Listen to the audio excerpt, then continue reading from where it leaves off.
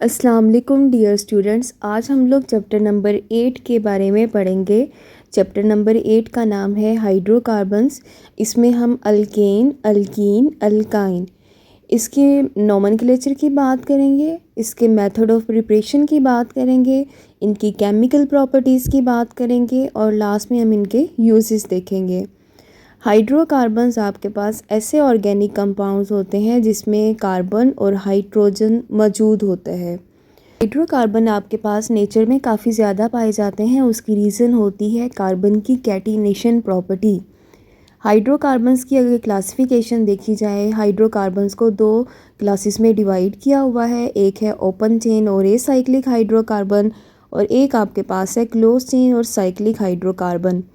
Open chain में मज़ीद दो क्लासेस हैं। एक है सेचूरेटेड हाइड्रोकार्बन्स, ऐसे हाइड्रोकार्बन जिसमें कार्बन अपनी वैलेंसीज को सिंगल बॉन्ड के साथ सेटिस्फाइड करता है, और एक आपके पास है अनसेचूरेटेड हाइड्रोकार्बन जिसमें अल्कीन है, अल्काइन है, यानी या तो डबल बॉन्ड से वैलेंसी सेटिस्फाइड होती हैं या आपके पास ट्रिपल बॉन्ड से वैलेंसी सेटिस्फाइड होती हैं।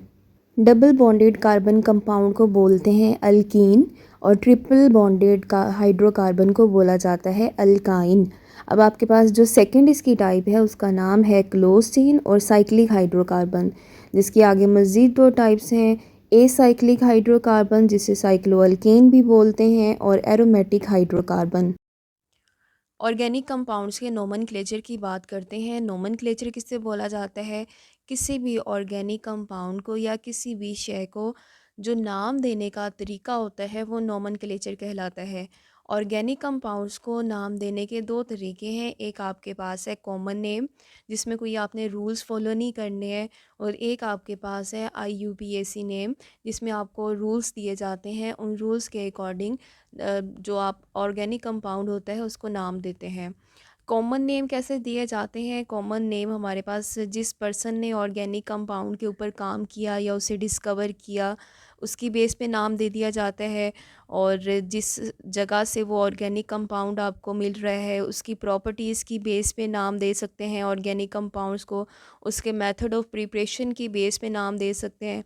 यानी ये 3-4 तरीके हैं किसी पर्सन के नाम की बेस पे, जहाँ से वो मिल रहा है उसकी बेस पे, उसके मेथड ऑफ प्रिपरेशन कैसे हैं, उसकी प्रॉपर्टीज़ कैसी हैं, उस बेस पे भी हम लोग ऑर्गेनिक कंपाउंड्स को नाम दे सकते हैं। लेकिन ये ज़्यादा कोई यूज़फुल मेथड नहीं है आपके पास, क्योंकि मिलियंस ऑफ ऑर्गेनिक कंपाउंड्स हैं। हर एक का कॉमन नेम याद रखना काफ़ी डिफ़िकल्ट टास्क है। हमारे पास अगर कॉमन नेम देखा जाए, आपके पास है बारब्यूटेरिक एसिड है। ये एक साइंटिस्ट के नेम पे है जिसका नाम था बर्बरा।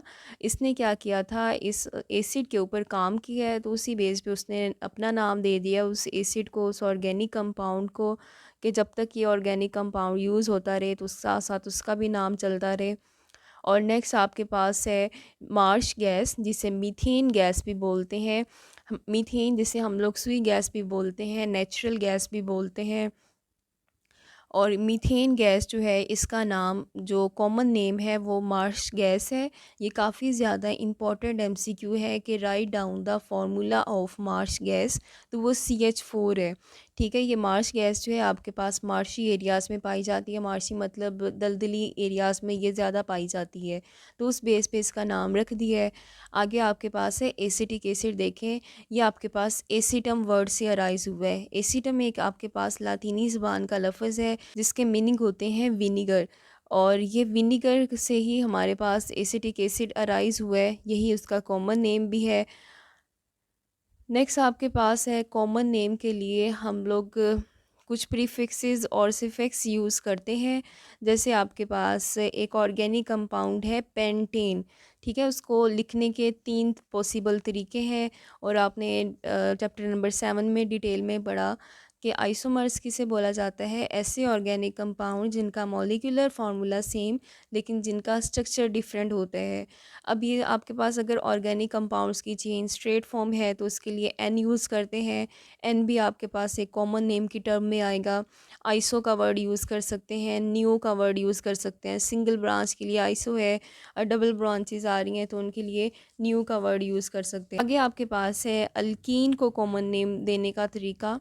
अल्कीन के लिए हम लोग, अल्केन के एंड में होता है एन, अल्कीन के लिए हम लोग क्या करते हैं, उसमें YLNE लगा देते हैं। जैसे आपके पास है, ये एक अल्कीन है, डबल बॉन्ड कंपाउंड है, तो दो के लिए एथ आएगा, और चूँकि डबल बॉन्ड है तो इथाइलिन आ जाएगा। इसी तरीके से एक और एग्जांपल देखें, आपके पास है CH2 double bond C, 4 carbon है जिसकी वजह से ब्यूट आएगा, एक ब्रांच लगी हुई है जिसकी वजह से आइसो आएगा, और आपके पास चूँकि डबल बॉन्ड है इसलिए इसका नाम क्या आ गया, आइसोब्यूटाइलिन। तो ये आपके पास कुछ तरीके हैं कॉमन नेम को स्टडी करने के। अगर देखा जाए ये टॉपिक जो है वो आपके पास शॉर्ट क्वेश्चंस वगैरह में नहीं आता है, हमारे पास सिर्फ आपने मार्श गैस का फार्मूला याद रखना है, MCQ के लिए इम्पोर्टेंट है। और कॉमन नेम जो है वो ज़्यादा यूज़फुल नहीं है क्योंकि इनको रिमेंबर करना बहुत मुश्किल टास्क है। तो इसलिए हमारे पास जो दूसरा सिस्टम यूज़ किया जाता है ऑर्गेनिक कंपाउंड्स को नेम देने का, वो बहुत यूज़फुल है। रूल्स आपको दे दिए जाते हैं, कोई भी ऑर्गेनिक कंपाउंड दे दिया जाए, चाहे वो सिंपल है चाहे कम्प्लेक्स है, आप इजीली उन रूल्स को फॉलो करते हुए नाम लिख सकते हैं।